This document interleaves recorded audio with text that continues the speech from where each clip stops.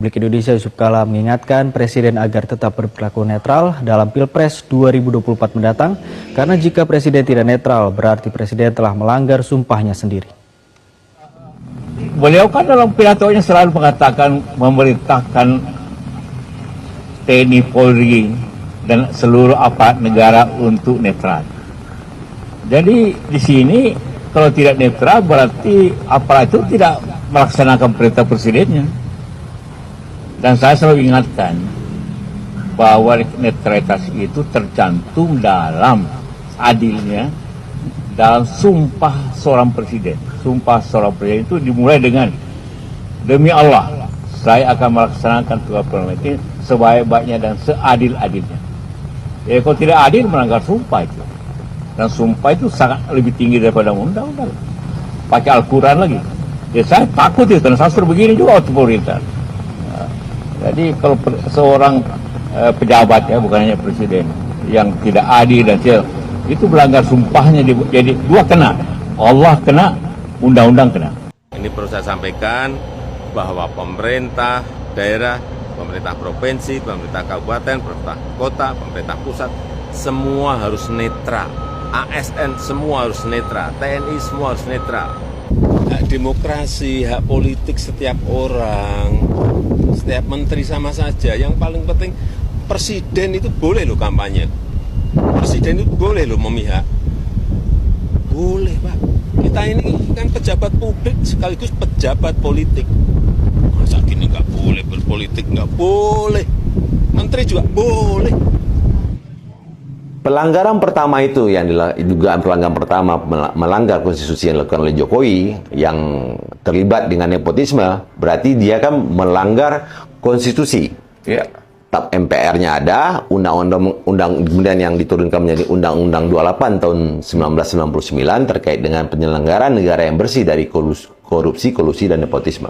Satu pelanggaran konstitusi dilakukan oleh Jokowi. Iya. Pelanggaran konstitusi kedua yang masih menyangkut dengan Undang-Undang 28 tahun 99 yang dilakukan oleh Jokowi adalah adanya upaya orkestrasi.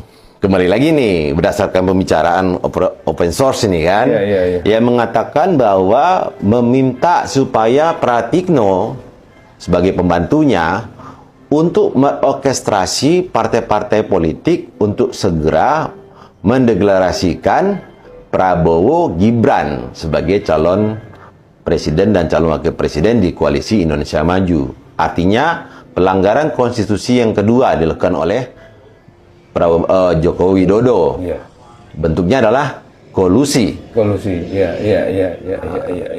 Iya. Berarti udah dua tuh, nepotisme dan kolusi yang dilakukan.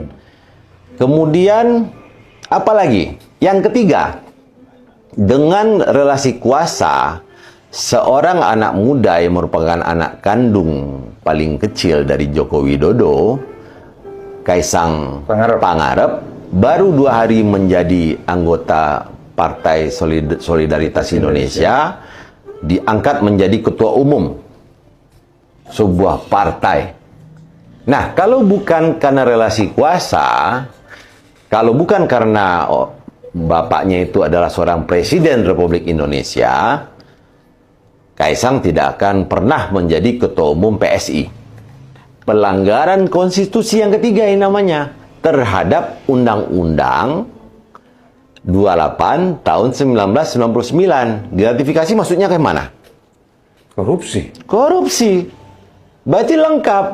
Nepotisme yang dilakukan di MK dengan relasi keluarga Anwar Usman sebagai adik ipar, nepotisme untuk meloloskan Gibran menjadi cawapres, nepotisme, pelanggaran konstitusi pertama. Terbukti nggak? Terbukti. Kenapa? Majelis Kehormatan Mahkamah Konstitusi memecat Anwar Usman sebagai ketua MK dan mengembalikannya hanya sebagai hakim MK-nya aja, hakim anggota aja. Iya. Jadi terbukti dong bahwa pelanggaran etik berat dilakukan oleh Anwar Usman.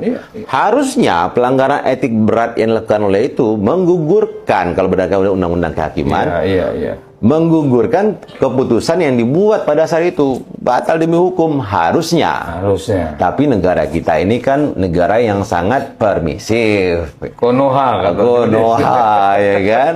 Gampang melupakan kesalahan orang lain dengan melihat wajah sedih, wajah dianiaya, wajah sebagai korban atau sebagai victim. Playing victim ya. Iya kan? Iya, iya. Terus dikatakan lagi, pelanggaran konstitusi kedua yang tadi saya bilang kolusi, terbukti nggak? Terbukti. Iya, iya. Kenapa? Ada ucapan dari Wamendes pada saat itu. Oh iya, iya. Bahwa saya harus segera melaporkan kondisinya ini kepada Pratikno dan Presiden Jokowi. Loh ini kan terbukti. Kenapa tidak diusut itu Wamendes? Bahkan ada juga Bang yang ya rumor ya di medsos open source lagi sekali lagi.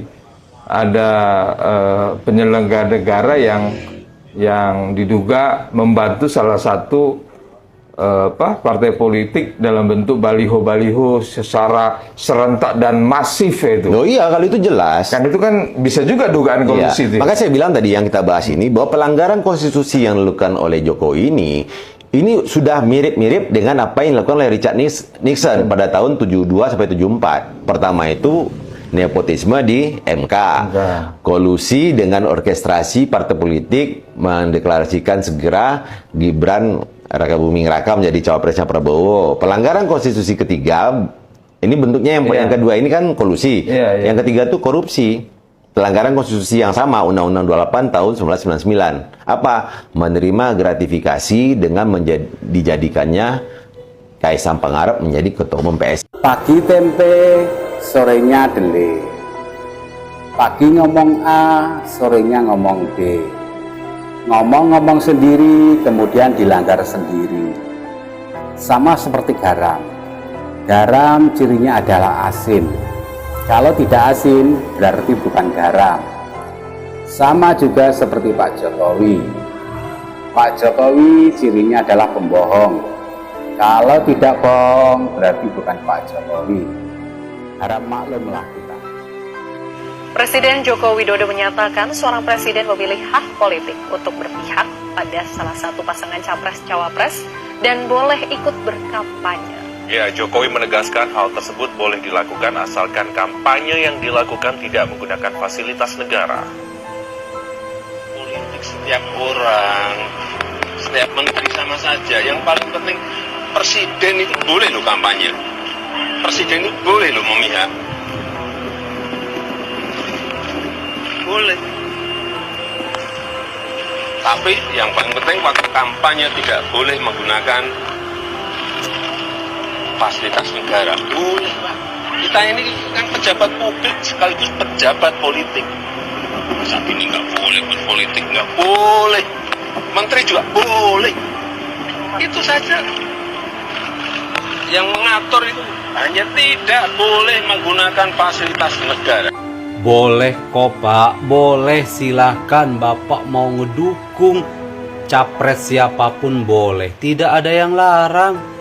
Ya, silahkan, tapi lah Bapak harus juga tahu aturannya. Tidak mungkin seorang presiden mendukung capres kalau dia tidak menggunakan fasilitas negara. Kalau Bapak mau mendukung salah satu capres, maka Bapak baiknya mundur dulu jadi presiden. Bapak jadi rakyat biasa. Maka Bapak boleh silakan berkampanye, jadi tim sukses, jadi jubirnya, boleh silakan. Tapi kalau Bapak masih menjadi presiden, itu tidak mungkin kalau Bapak berkampanye tidak menggunakan fasilitas negara. Karena seorang presiden itu semua atributnya itu pasti menggunakan fasilitas negara. 1 kali 24 jam. Kalau Bapak mau mendukung capres paslon yang lain boleh, asal Bapak mundur jadi presiden, jadi rakyat biasa. Itu. Apa Bapak lupa? Bapak pernah membuat pernyataan bahwa ASN, Polri, dan TNI itu harus netral dalam pemilu atau pilpres. Tapi sekarang Bapak beda pernyataannya, menggunakan bahwa presiden, menteri, dan lain sebagainya boleh berkampanye asal tidak menggunakan fasilitas negara. Itu mustahil. kecuali mundur dari jabatannya.